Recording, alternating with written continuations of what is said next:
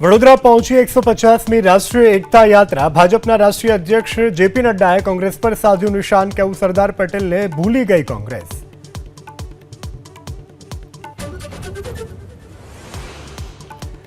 અમદાવાદમાં હવે એએમટીએસ અને બીઆરટીએસના પાસ નીકળશે ઓનલાઈન। વિદ્યાર્થીઓ કોલેજના સહી સિક્કાના આધારે આઈ પાસ નામની એપ્લિકેશન પર કઢાવી શકશે પાસ।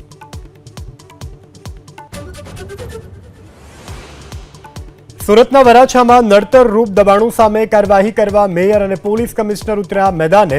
મંજૂરી વગરના બાંધકામ તોડી પાડવા મેયરે અધિકારીઓને આપ્યા આદેશ।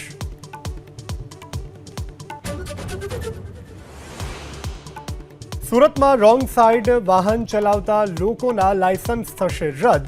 1097 વાહન ચાલકો સામે કરાયો કેસ। લાયસન્સ રદ કરવા પોલીસ આરટીઓને કરશે રિપોર્ટ।